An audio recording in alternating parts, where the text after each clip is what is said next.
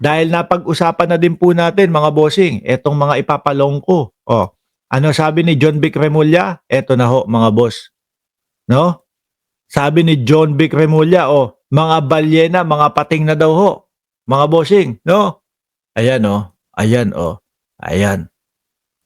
Bilang na bilang ng bilang ng mga dumalo sa November 30 anti-corruption rallies di lalampas sa 20K sa DILG. Ay hindi pala ito. Mali. Hindi. Merong isang ganyan din po mga kababayan, no? Merong isang ganyan din po na balita mga bossing na ang sabi ni John Vic Remulla, no? Eh mga senador, mga congressman, 5 linggo na lang kayo.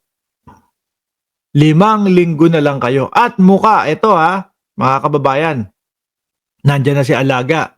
At mukha ho, mga bossing chief amo sir, na itong mga senador na ito, mga kababayan, ay magnonoche buena ho sa loob ng ipinagawang kulungan ng administrasyon ni Pangulong Bongbong Marcos. Yung pinakita ho, aba ang ganda nun, sama-sama sila doon.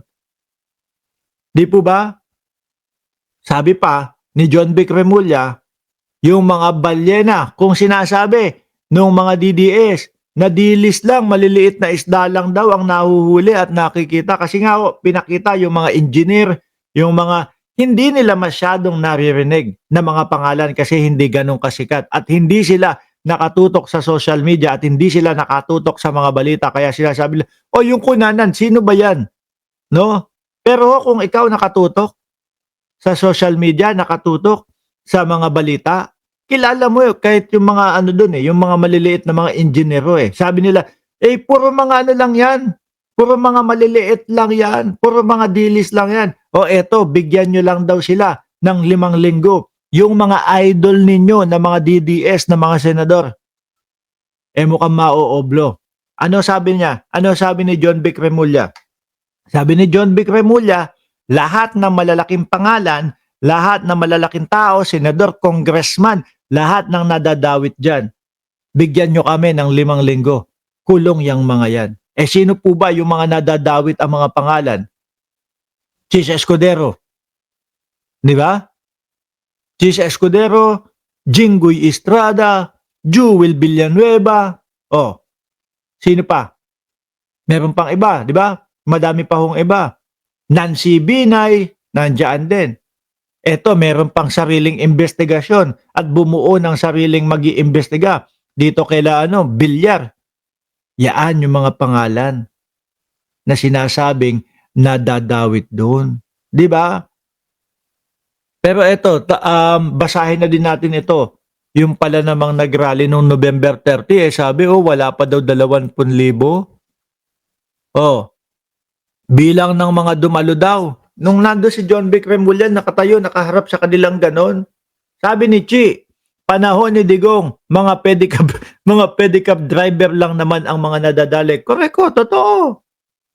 Chis, Jinggoy, Binay, Bilyar, Villanueva, sabi ni Anabelle. Yan yung mga dadadawit na mga senador na mga pangalan.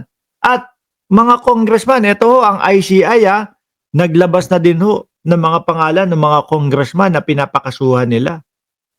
Mukhang hindi talaga magiging maganda ang 2025 Christmas para dito sa mga taong ito. Ano? Biruin nyo mga bossing, no? Tayong lahat ay atat na sabik na dumating ang December 1. Ang dumating ang December 16. Bakit to? December 16, diyan tayo Oy, naku, simbang gabi na. Diba? Naku, simbang gabi na.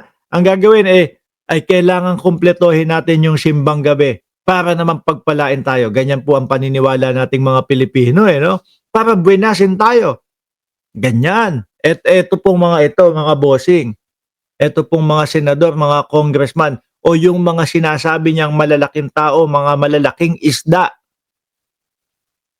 Mukhang hindi po excited ang sumapit ang December 1, December 16. At ang Kapaskuhan. Mabigat po. Iniisip ko nga, ano kaya ang tumatakbo sa isip ng mga yan? No? na masabihan sila na nadadawit yung kanilang mga pangalan at 5 linggo na lang ang itatagal nila ng pagkakalaya. Ano kaya ang iniisip, mga bossing? Ang gulo ng isip niyang mga yan, 'no? Mga stress lahat yan. O eto, sabi naman ni John Vic Remulla, nung November 30 na rally naman daw po, inihayag ni Department of Interior Local Government Unit, no, DILG Secretary John Vic Remulla, na hindi umano lalampas sa 20,000 ang tinatayang bilang ng mga dumalo sa malawakang kilos protesta sa Metro Manila nitong linggo. Gusto ko rin po iparating sa inyo na 100% na walang nasaktan, mapayapa, no? Walang act of violence, walang hooliganism, walang anarchy sa ad ni Remulla. Nandun siya talaga, nakaganon siya, yo. At its peak sa Mendiola at its first wave, 2,000, and second wave is 200 na lang daw ho, mga kababayan. Aray ko. Alam nyo din ho, mga bossing, yung mga nagrarally-rally, no, lalo na yung September 21, ako ho, naniniwala ho ako na sila, sila Chavit Singson yung may mga pakananon. Di ba nandun si Chavit Singson, naglalakad ho, may 2 bus pa na napakalalaki ni Chavit Singson doon sa rally nung September 21. Ako naniniwala ako kinargahan ni Chavit Singson ng mga tao yun na hakot gamit yung 2 bus na nakita doon sa na nakita doon sa EDSA Ano gagawin ni Chavit Singson doon? Basta na lang idadali niya yung mga bus niya doon? Hindi. No? Syempre, lalagyan mo ng mga tao yun para sumama doon sa rally. Bakit to? Kasi nga si Chavit Singson kasama din ho sa napapangalanan na mukhang sasabit. Kaya yung Damatans, kaliwat kanan na po ang mga pa-interview, kaliwat kanan na po yung kanyang mga pagsasalita. Hindi na mapakali, paliwanag na ng paliwanag. At ang ginagawa, imbis na magpaliwanag at sabihin na wala po ako kinalaman dyan, hindi. Si Pangulong Bongbong Marcos pinapatanggal. Kesyo daw po, meron pa nga pinakita si Chavit Singson na, eto po, meron po akong ebidensya, ganito, hindi ko na sana ilalabas. Ito, kaso ni Bongbong Marcos, graft and corruption. Nak ng tokwa. Siya lang ho yata ang may kaso na may alam ng kaso kay Pangulong Bongbong Marcos. Lahat na ho gagawin niya mga yan.